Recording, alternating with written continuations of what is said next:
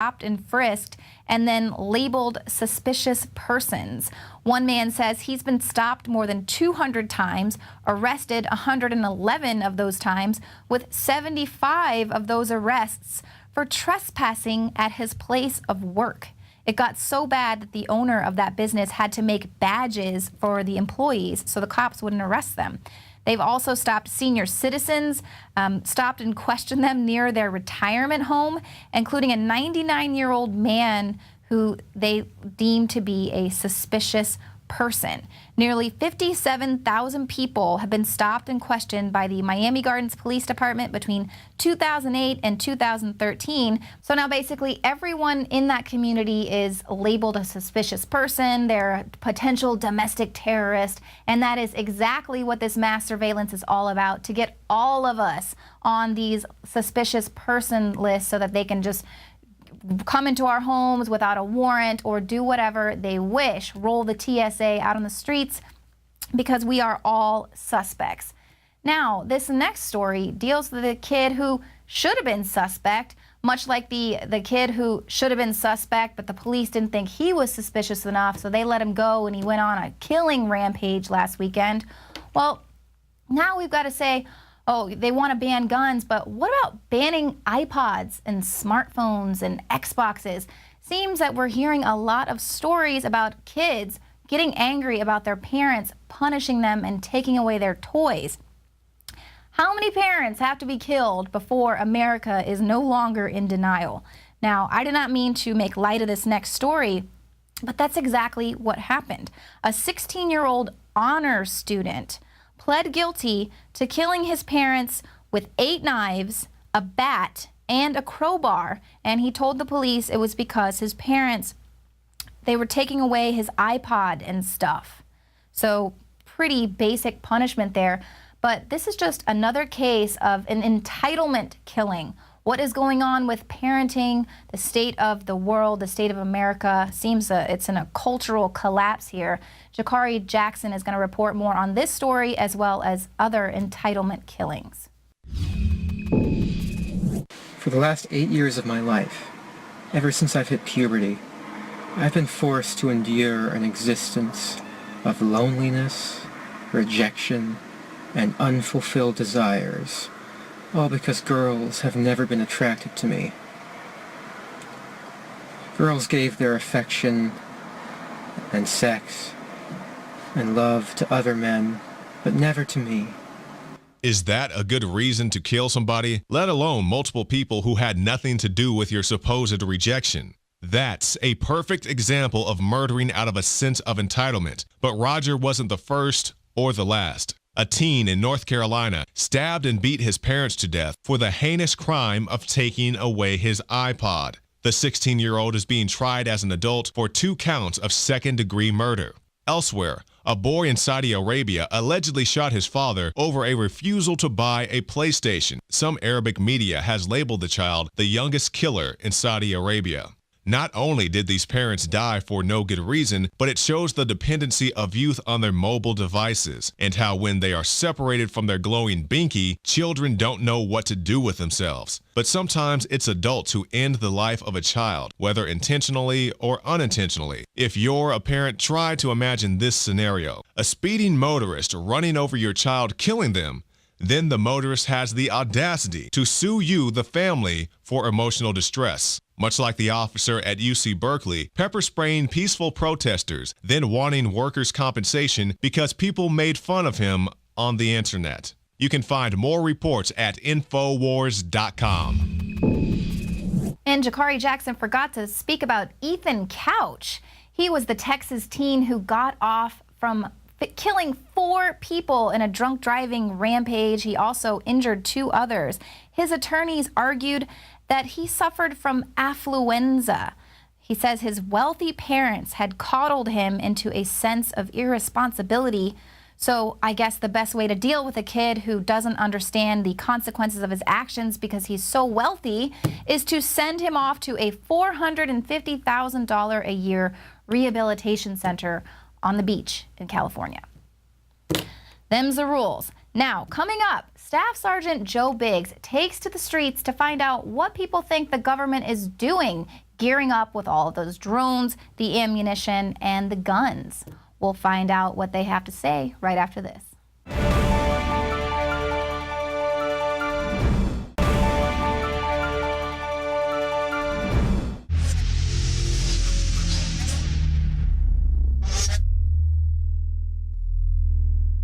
We're out here on the streets trying to find answers to a Washington Times article that states that the president has the right to use military force against civilians domestically and also the use of drones. Here's what they had to say. All right, the Washington Times just posted an article and it outlines a directive written in 2010 that gives the president the authority to use military action against civilians domestically and the use of drones. How does that make you feel? I'm not sure, to be perfectly honest. Feels betrayed, really. Pretty angry. I mean, but that's what our president does. Not very good. I didn't hear about that, and I think at this point I'll just not comment. It doesn't really surprise me. I mean, how does that make you feel, though, as an American, that our president's signing a directive like that? No comment, thank you. Wow, that's pretty scary. I don't know, it's kind of scary, basically. Not good. I don't like that. Scared and violated. You know how I feel about all this. It's out of my control anyway. So you don't have an opinion. You're an American citizen. But you're It's out of my control. You're not asking an objective. Okay, so how does it make you feel that the president has signed a directive saying that he can use military force against you and drones? How does it make you feel? It makes me feel horrible, and I think it's retarded that you don't have an opinion on it, and you're an American. I think it's shameful. That's a very objective point of view, right? I mean, but you're so chillaxed about it. I mean, it doesn't offend you that our commander-in-chief wants to... You know what? I'm not gonna be offended because That's okay, then you guys... You can proceed on to the next. Okay, yeah, well, it's just, I think it's ridiculous. You guys enjoy living your sheep life. Unfortunately, get a new job. No, you just need to be an American. I'm gonna live my simple life. Okay, it is simple. You're ridiculous, man. And have you heard, too, that the USDA purchased submachine guns? Yeah, I hear all these agencies are arming up. Yeah, the U.S. Postal Service just spent... Department of Education, I heard? Yeah. I mean, what do you think all this means? I mean, you put all these pieces together, what's the outcome? Well, it's pretty ominous. We always have to hope that the people in power we can trust in the good people. But I'd rather have a system that's robust enough to withstand somebody that isn't good being in power. I mean, did you know that the USDA purchased submachine guns? I mean, what does the USDA need that for? I don't even know what the USDA is. The United States Department of Agriculture. You know, when you get a steak or whatever, it says USDA, a grade A or whatever like that. I guess go shoot down 5,000-pound cows or something. Do you think that our government is ramping up or something against us? I hope not. I don't want to think that, but I mean, the police are buying tanks and getting things like that.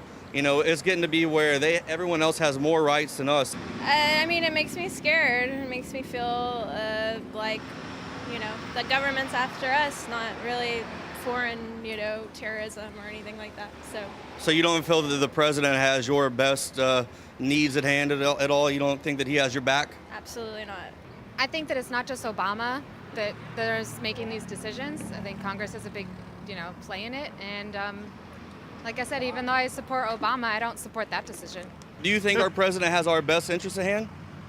Well, I'm sure he does what he can, but he does not own all of the power, he's just, anymore, president's kind of a figurehead. I think that there are a lot of things that the government does and going on that we don't know about and that people should be able to learn more about and have these questions answered. So I think there's definitely an issue among many other issues that go on with the government. As an American citizen, you have to respect our president, whether I like it or not. It's really not my decision. Me as an American, it pisses me off. I ain't gonna lie about it. And I got a problem with that, and I take up arms against them if they do some I mean, do you think the president has your best interest at hand? No, not exactly. No. Yeah, I really don't know what to believe or what to... I don't know the motives. Mind blown. Well, thank you for tuning into the show tonight. For all of our Prison Planet viewers, we have got a few special reports coming up right after this. Now be sure to tune in tomorrow at 7 p.m. Central. We'll have even more Bilderberg coverage.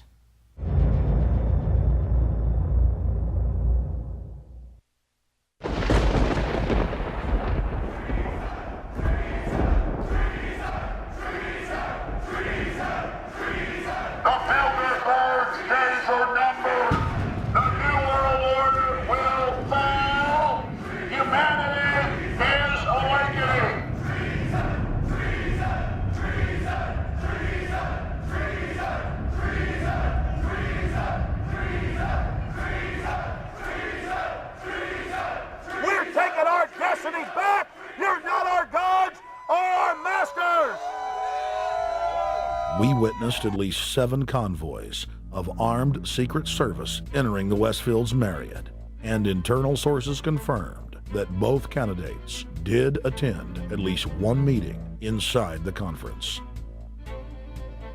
While the Bilderberg Group was 100% successful in 2008 at keeping their name out of the mainstream media, they did not fare as well when it came to the exploding independent press.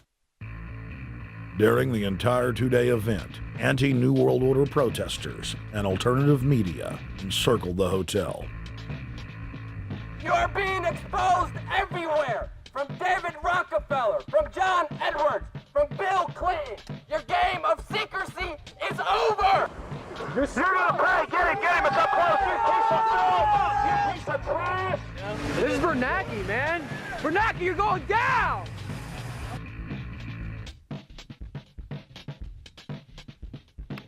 Obama, we know you're here, Obama. You cleared your schedule for the next 3 days. We know you're in Virginia. Bilderberg always insist on a media blackout. By June of 2008, we had already figured out that Barack Obama was the elite's puppet of choice. The national media claimed that during the weekend the Bilderberg Group was scheduled to meet, that Obama had speaking engagements set for Chicago and the Midwest. We knew better. In a classic bait-and-switch, the Obama campaign told the press corps to get on Obama's campaign plane and that Obama would join them on the flight to Chicago. Campaign staff then slammed the door shut. The fawning press had been shanghaied as Obama's campaign aircraft lifted off without Obama. Robert, why were we not told about this meeting and that the senator wouldn't be on our flight until the doors were shut and we were about to taxi to take off? Again, we had a desire, Senator Obama had a desire to do some meetings. Others had a desire to meet with him tonight in a private way, and that's what we're doing. We set up these meetings. They're being done tonight. Again, Is there more than one meeting? Is there more than one person with whom? I'm not going to get into all the details of the meetings. I don't know that I've got a ton more different answers for all of your questions. Obama wasn't going to Chicago. He had a meeting to attend, a secret meeting. Initially, it was believed that the secret meeting took place at Clinton's Washington, D.C. home. Obama's spokesman denied that, but won't confirm where the former rivals met. He also declined to comment on their topics of discussion. For a day and a half, the mainstream media engaged in a wild goose chase, trying to find out where Hillary and Obama had gone. 3 cover stories later, the corporate press had to admit they had no idea where the 2 candidates had gone. And to this day, Clinton and Obama aren't talking. Plenty of sources knew about this meeting, told us and others that it was at Hillary Clinton's house, but clearly it wasn't. The Bilderberg Group sits at the top of the world power structure. 125 of the richest and most influential individuals on the globe make up its membership. From Istanbul, Turkey to Chantilly, Virginia, we have tracked the elusive Bilderberg Group.